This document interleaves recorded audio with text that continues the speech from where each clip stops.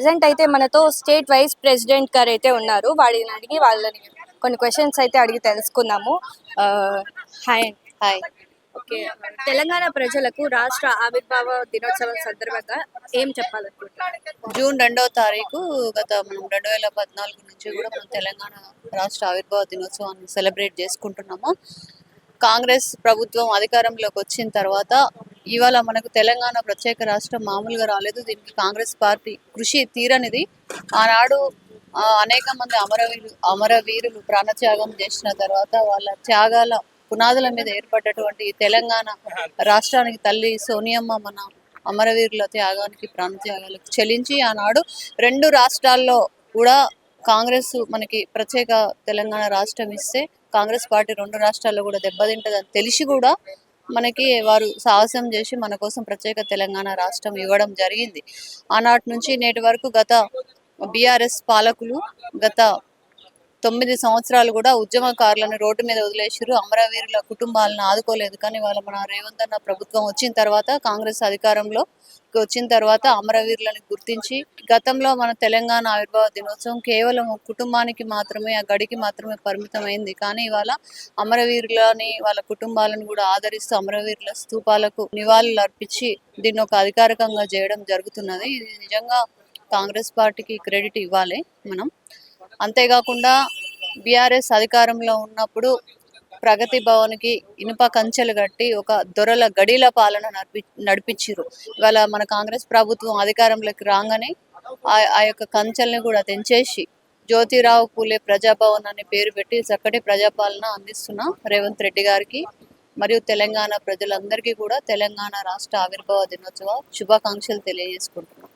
అమరవీరుల కుటుంబాలకు ముఖ్యంగా శంకరమ్మ శ్రీకాంతాచారి గారి తల్లిగారైనటువంటి శంకరమ్మని గత ప్రభుత్వం ఏ విధంగా మోసం చేసింది, వారికి గతంలో అవకాశం ఇస్తాం రాజకీయంగా కుటుంబాన్ని ఆదుకుంటామని చెప్పి ఏ ఒక్క ఉద్యమకారులను కానీ అమరవీరుల కుటుంబాలను కానీ వీళ్ళు కళాకారులను కానీ వీళ్ళు అసలు పట్టించుకోలేదు. రేవంత్ రెడ్డి గారి సర్కార్ ఇవాళ వీళ్ళకి శంకరమ్మ గారికి మహిళా కమిషన్ మెంబర్ ఇచ్చి కూడా 3 లక్షల రూపాయల గౌరవ వేతనంతో కూడినటువంటి మంచి గవర్నమెంట్ పోస్ట్ ఇవ్వడం అనేది నిజంగా హర్షణీయం.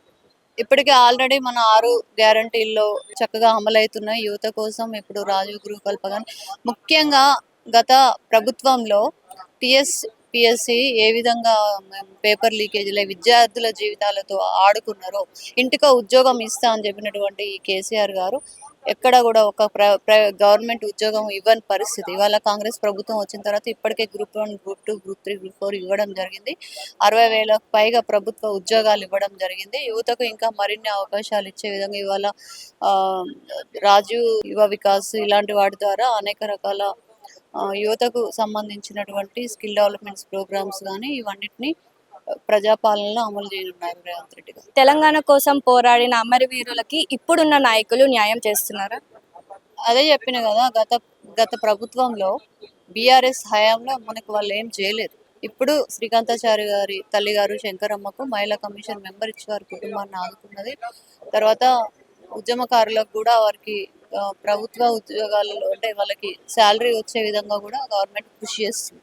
గాంధీ భవన్లో అన్ని కాంగ్రెస్ శ్రేణులు పిసిసి గారు జెండావిష్కరణ చేయడం జరిగింది. అదేవిధంగా మా తెలంగాణ రాష్ట్ర మహిళా కాంగ్రెస్ అధ్యక్షురాలు మరియు మేము మహిళా కాంగ్రెస్ అందరం కార్యకర్తలం అందరం లీడర్స్ అందరం కలిసి కూడా సోనియా గాంధీ గారి విగ్రహానికి పాలాభిషేకం చేయడం జరిగింది. ఎందుకంటే తల్లి సోనియమ్మ గారి మంచి మనసు వలన మనకు తెలంగాణ ప్రత్యేక రాష్ట్రం ఏర్పడింది.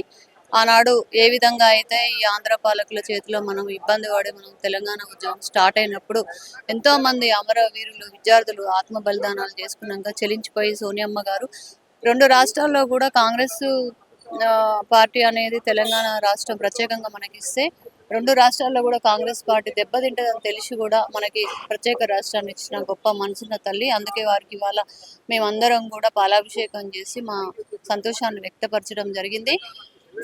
గత బీఆర్ఎస్ అధికారంలో ఉన్నప్పుడు ఏ రోజు కూడా ఈ రాష్ట్ర ఆవిర్భావ దినోత్సవాన్ని ఇంత అధికారికంగా జరపలేదు. ఓన్లీ కుటుంబ పాలకులకే అది సొంతమైపోయింది. అంతేకాకుండా ప్రజాభవన్ ఇవాళ జ్యోతిరావు పూలే ప్రజాభవన్ని కూడా వాళ్ళు ప్రగతి భవన్ గా మార్చుకొని ఆనాడు ఇనుప కంచెలు వేసి ఆ ఇనుప కంచెల్ని బద్దలు కొట్టి వాళ్ళ రేవంత్ రెడ్డి గారు ప్రతి ఒక్క సామాన్యుడు కూడా జ్యోతిరావు పుల్లె ప్రజాభవన్కి వెళ్ళేలాగా చేయడం జరిగింది. అమరవీరుల కుటుంబాలని ఉద్యమకారులని రోడ్డు మీద వేసారు ఈ బీఆర్ఎస్ ప్రభుత్వం వాళ్ళు. వాళ్ళ రేవంత్ రెడ్డి గారి సర్కార్ వచ్చిన తర్వాత మన శ్రీకాంతాచారి గారి తల్లి గారికి మహిళా కమిషన్ మెంబర్ ఇచ్చి వారికి శంకరమ్మ గారిని ఆదుకున్నారు. అలాగే అనేక మంది అమరవీరుల కుటుంబాలను కూడా మన ప్రభుత్వం ఆదుకుంటా ఉంది. ఇది చాలా గొప్ప విషయం. జయ జయ హే తెలంగాణ గీతాన్ని కూడా రాష్ట్ర అధికారిక గేయంగా కూడా మన ముఖ్యమంత్రి గారు మన ప్రజాపాలనలో అమలు చేయడం జరిగింది. వీటన్నిటికీ చక్కటి ఆరు గ్యారంటీలు కూడా అమలు చేస్తూ యువతకి తర్వాత మహిళలకు ఉపయోగపడే విధంగా అనేక రకాల ప్రజా సంక్షేమ పథకాలను రేవంత్ రెడ్డి గారు అమలు చేస్తున్నారు. కాబట్టి వారికి మరొకసారి తెలంగాణ రాష్ట్ర ఆవిర్భావ దినోత్సవ శుభాకాంక్షలు. సోనియమ్మ గారికి, కాంగ్రెస్ పార్టీకి ధన్యవాదాలు తెలియజేసుకుంటున్నా. రాష్ట్ర ప్రజలందరికీ కూడా రాష్ట్ర ఆవిర్భావ దినోత్సవ శుభాకాంక్షలు. లైక్ చేయండి, షేర్ చేయండి, సబ్స్క్రైబ్ చేయండి. మరిన్ని వీడియోల కోసం బెల్ సింబల్ పై క్లిక్ చేయండి.